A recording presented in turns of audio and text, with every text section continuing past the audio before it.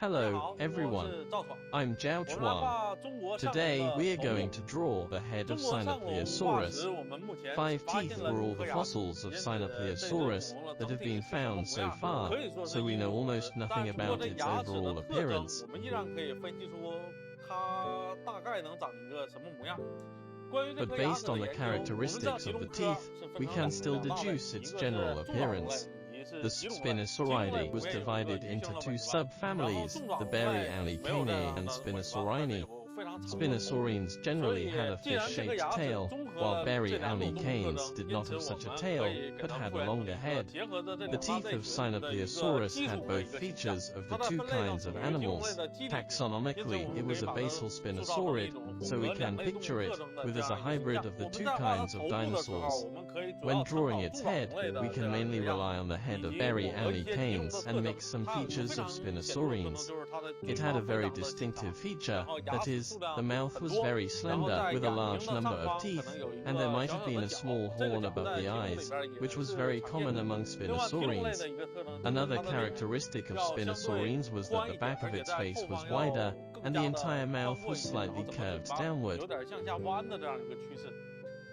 Therefore, based on these features, we shaped the front of its mouth into a downward curve.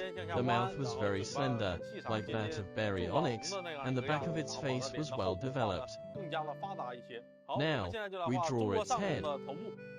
Its head was very long. We first determine the position of its head. Here is the front of the nose, and here is the back of the head. We leave a little space to draw the neck. Then, we start to draw the front end of its head. We start from the nose tip. There was a gap at the front of its mouth, about here. Its mouth went all the way here, and the top of the mouth was very thin. Its crest was located here. The back of its head slanted downward to here. And we draw the eye roughly here. After pinpointing these positions, we can connect these points to form its head. Let's draw the front end of its mouth first. There were several small teeth on it. There was a gap here, and there were also several small teeth in the gap. These teeth were smaller than others. Its mouth here was arched forward,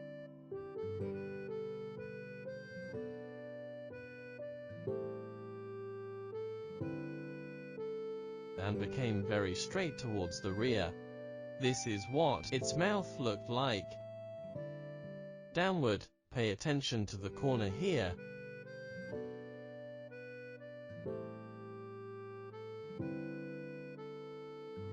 This was the lower edge of its mouth. Then its antorbital fenestra, which was situated rather back.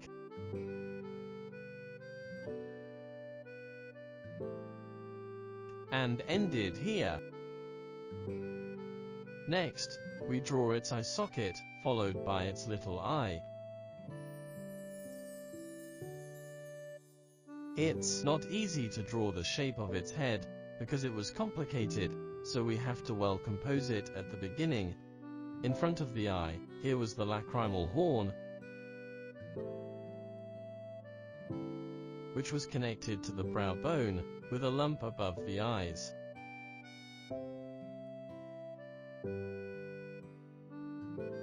Moving downward, this was its temporal fenestra.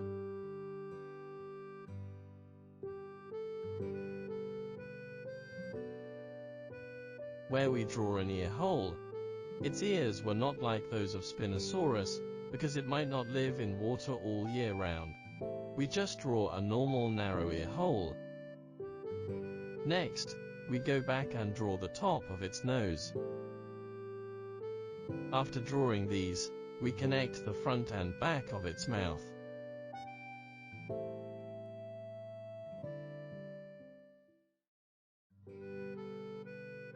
When reaching this position, the lines should be as thin and intermittent as possible, because this is its crest. The crest was most developed in front of the eyes hand was triangular. Then there was its crest, and this corner atop the crest was a little steeper.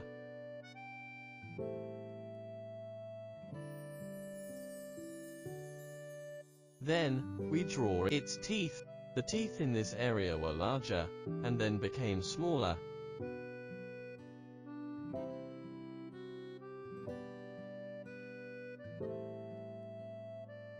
And the teeth ended at the half, a little bit further back, of the mouth. Next, we draw some small teeth. Its head was very distinctive.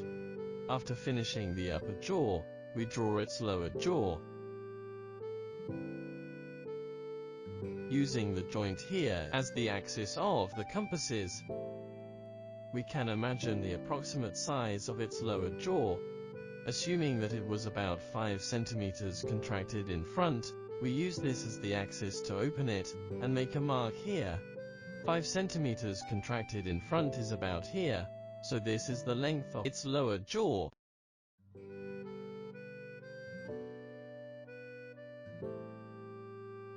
Next, we draw a shape like this to fit it. Note that there was a turning point here, and another turning point corresponding to this position. The front of the mouth was relatively narrow, and it became wider from here.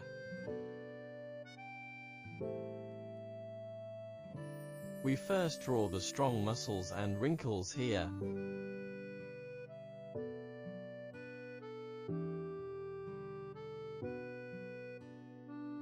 A part of the flesh covered the top, and the front went down smoothly like this. Then we draw its teeth. The first few lower teeth were larger, followed by very small teeth.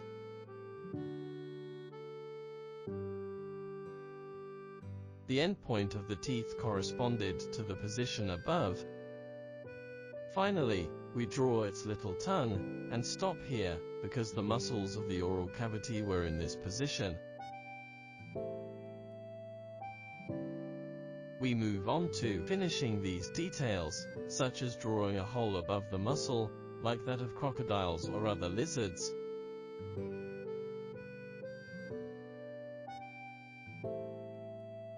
When they close their mouths, the muscles below go up and fill inside here.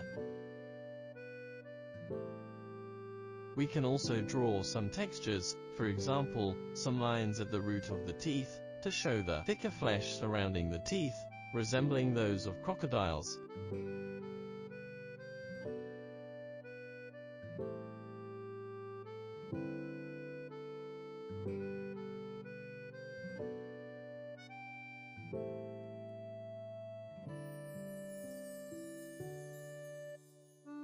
This was its nostril.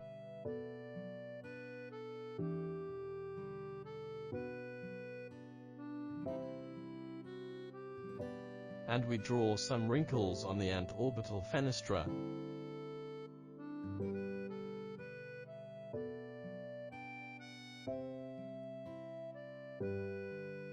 Use some thinner lines to show the underside of the eye, and along the periphery of the eye, draw some structural lines that could show the soft texture, making it look more skin-like.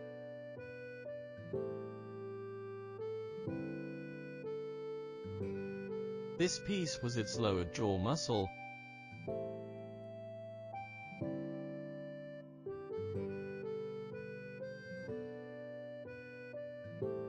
Which could be shaded a little.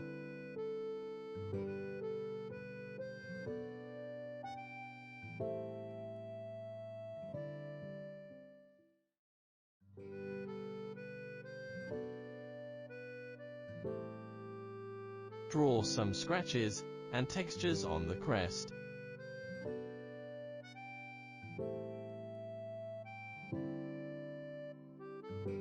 Draw its neck along the top of the head.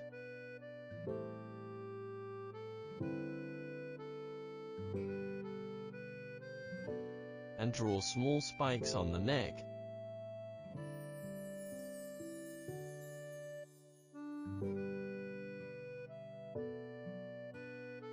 from the wide position here was its throat. We can't draw the throat at the beginning, because the left and right sides of the lower jaw were merged, and there was not much room for the throat, so the throat started from here.